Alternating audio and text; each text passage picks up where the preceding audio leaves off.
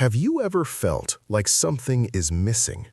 Not a forgotten key or a canceled appointment, but a piece, a fundamental piece of your own identity that seems to have been erased before you were even born. You walk through concrete cities, staring at the lights of your screens, but deep down, in the silence between one thought and the next, there is an echo. A whisper coming from a jungle you've never visited and a city that history says never existed. Modern science calls this existential angst. We call it cellular memory. Welcome to Ratanabá. But forget what they told you about golden pyramids and hidden treasures. The true treasure doesn't glitter. It vibrates.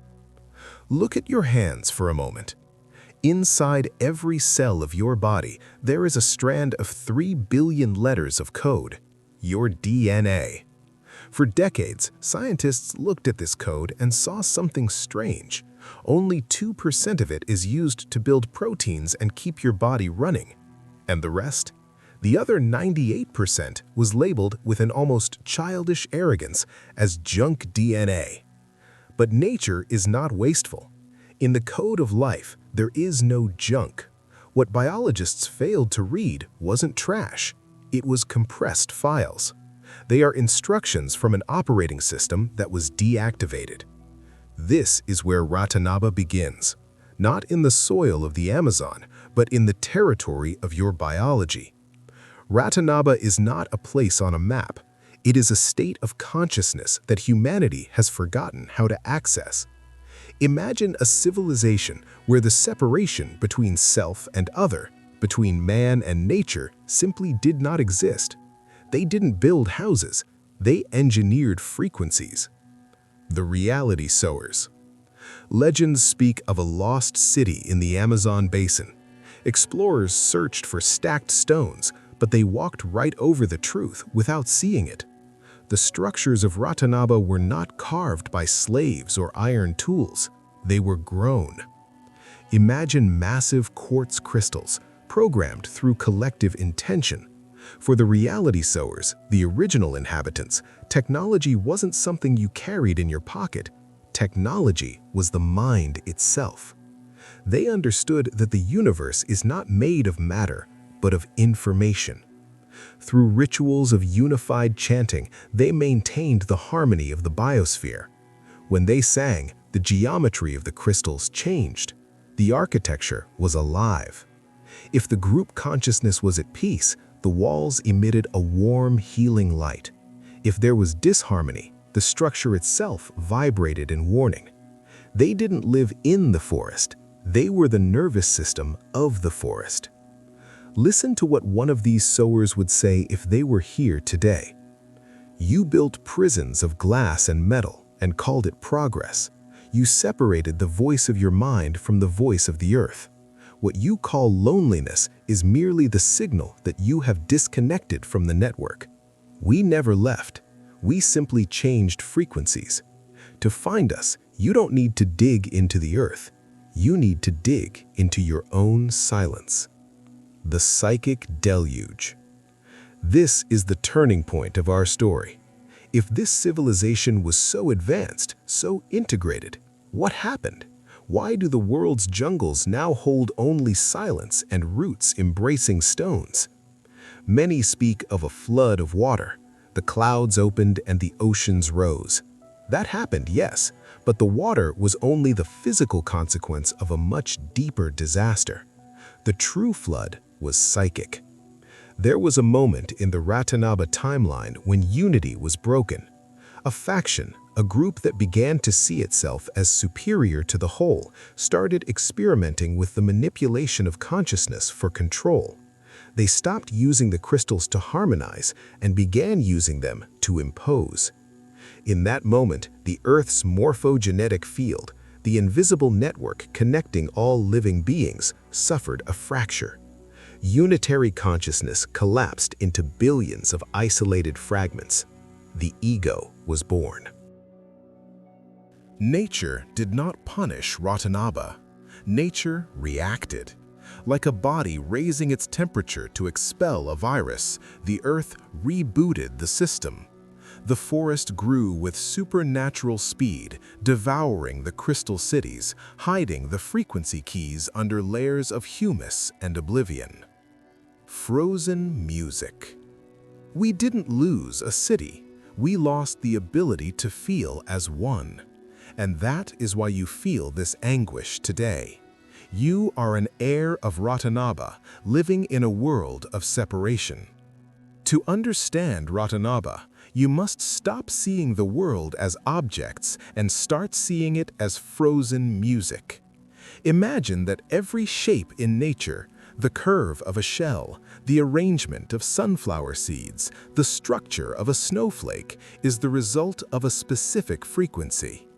If you change the note, the shape changes. In Ratanabá, architecture was the musical score. The great quartz structures that sleep today beneath the dense vegetation of Mato Grosso and the Amazon were not just buildings, they were resonance instruments. The Sidic Sowers utilized what we call cymatics today. They knew that sound shapes matter. Through precise harmonic chants, they made water and silica molecules organize into patterns of sacred geometry. There was no cement, there was coherence. There were no bricks, there was harmony. When the people of Ratanabá gathered to sing, they were literally holding the cohesion of the physical reality around them together. Why do you feel an inexplicable peace when looking at a crystal or the geometry of an ancient cathedral?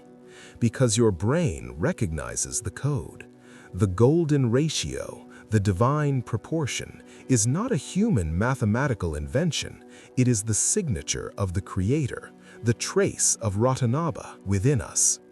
Your neurons fire in geometric patterns. Your heart pulses in fractal rhythms. When we disconnect from these pure forms and move into square boxes under artificial lights and chaotic digital frequencies, we fall ill. Separation syndrome is, in truth, a geometric arrhythmia. We are out of sync with the original pattern.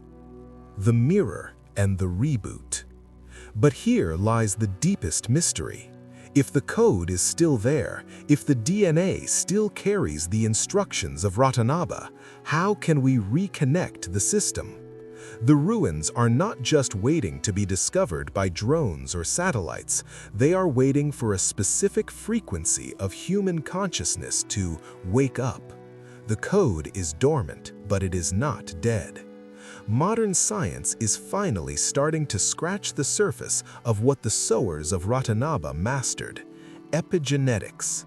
We used to believe DNA was an immutable destiny, a prison sentence written in nucleic acid.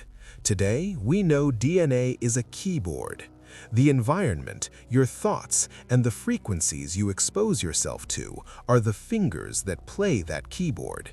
The junk DNA is a locked library, and the key is not made of metal, but of coherence. When you enter a state of deep gratitude, or when your breath aligns with your heart rhythm, you are emitting an electromagnetic signal that unlocks these dormant genes. In Ratanabá, this wasn't an occasional practice, it was the foundation of existence.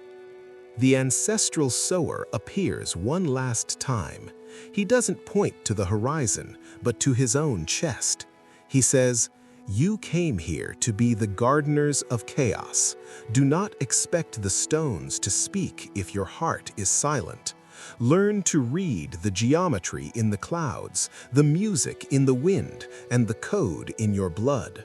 The city that never died is waiting for you to wake up from the dream of separation. You are the hardware. We are the software. The system is ready for the reboot." Ratanabá is alive. It breathes through the trees of the Amazon. It pulses in your non-coding DNA, and it shines the moment you realize you were never alone. The psychic deluge is receding. The sun of consciousness is hitting the peaks of the buried crystals. The final question is not whether Ratanabá existed. The question is, are you ready to be the architect of the Ratanabá that is to come? The memory is not buried in the jungle. It is waking up in you now.